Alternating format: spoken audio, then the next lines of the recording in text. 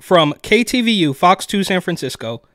Transformer teacher upsets some parents in the South Bay. So can you believe that? I know the news certainly can't believe it, that there are some people in California or in the Bay Area that haven't fully capitulated to this weirdo extreme gender agenda. And this is incredibly sad because as somebody who went to school in the Bay Area for my entire life, this wasn't even a discussion. And now they're pretending like, oh, this is just natural. It's been like this the whole time. There's two spirits and all this nonsense. But some people aren't buying for it. They are going to be put in jail eventually, I'm sure. But my name's Eric. This channel is called Report and Opine. Please like, comment, share, subscribe, hit the notification bell. I'm absolutely begging you. I'm begging you, please. Come on, please. It would help me a lot and cost you nothing. But if you wanted to help me even more and spend just a tiny bit of money, you would buy my book, New York City 2020 Gotham Unglued, on Amazon.com. That link will be in the description. New at 10, tensions flared at a Cupertino school district meeting tonight over one teacher's decision to talk about gender to young students. People on both sides of the issue spoke before the school board. And our South Bay reporter, LaMonica Peters, live now in Cupertino with more on tonight's meeting. LaMonica. Heather and Greg, the teacher involved in this controversy, was not at tonight's meeting, but people who support them and... Why not? Right? If you believe it, and if you want to get people on your side, show up at the meeting and explain why this makes sense. But obviously, she can't be bothered and didn't even show up to the meeting. People who oppose their teaching method. She, he, they, them, zms, or whatever. Had some pretty strong opinions. Teachers, parents, and community members packed the district's board meeting on Thursday and discussed the teaching methods of one transgender teacher at Dilworth Elementary School. The Cupertino Education Association says it wants to protect the identity of the teacher to prevent further harassment. Yeah, that's just not, so you're telling me that people in California are so angry and so rabid that they're harassing? It's always they're always claiming that there's so much racism in the Bay Area and there's racism in New York, but you're supposed to be the bastions of liberalism. And if this is the hill you're willing to die on, if this is how you want to brighten the future, show up at the meeting. But you can't and just claim. This is very similar to the illegal immigrants. So she says, well, these, whatever. Says there's going to be more harassment, just like the criminal illegals say, well, I can't be charged with a crime because I was a victim of human trafficking, which you could blame on Bo Jiden and Kamala Harris for trafficking millions of people into the United States, but that's not what this is about. My colleague and friend was harassed and mentioned by name in a previous board member. Explain it. What happened? Somebody sent a noose to her house or sent a tampon in the mail? What are you talking about? Harassment. It's the same thing with mental illness. Well, what is it? Tell us exactly what's happening. You can't just use this as a blanket term to excuse any bad behavior. Board meeting. As a result of that, he is still receiving hateful messages.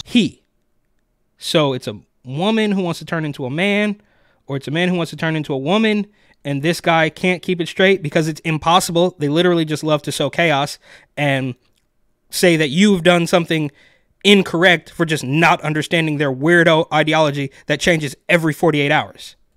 I was lucky enough to have 2 gay teachers in elementary school. In addition to being amazing educators, I think their experience of having been a young person and finding the courage...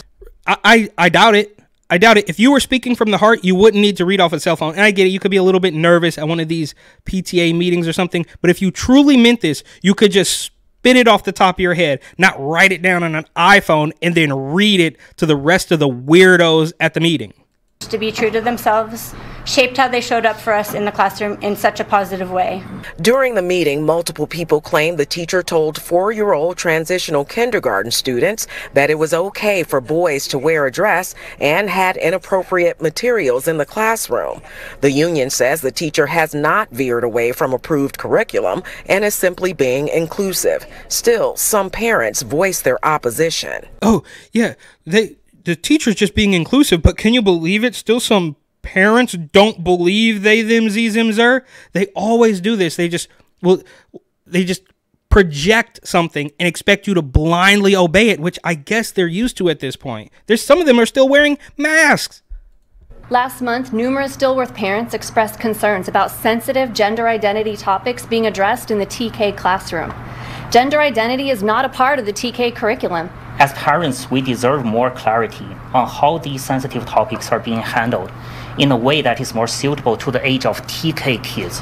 About 35 people spoke at the meeting in person and called in. Sophie Scar-Newman, a CUSD parent and the sister of the trans teacher at the center of the controversy, told us about the methods her sibling uses in the classroom. I'm a transgender woman. My pronouns are she, her. It's just a drawing of children with different pronouns next to them.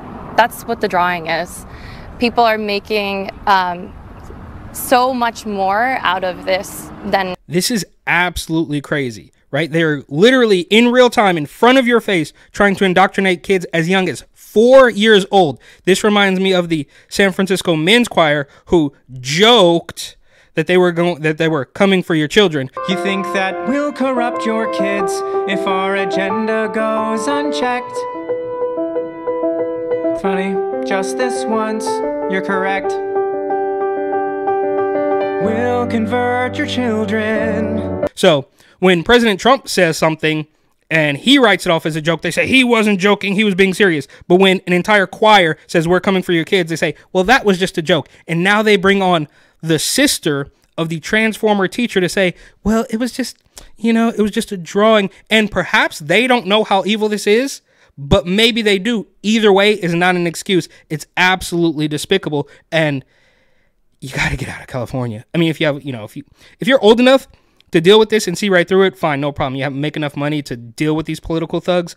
But if you were trying to raise a family, there are going to be landmines all over the place, and they want complete control of your kid. And if you don't obey that, then they're going to take them away and make them the kids of the state, which, of course, they want nothing more than to do.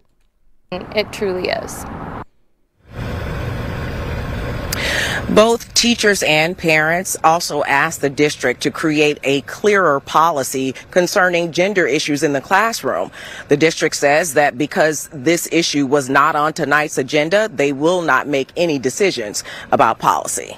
Heather? You don't need a new gender policy or whatever. That is a stone cold loss. If you make one policy concerning this weirdo, radical, extremist gender agenda, then you've already lost, because for decades there was nothing to do with this, but now they create it and say, well, we're going to make more rules surrounding the kids that want to chop their junk off.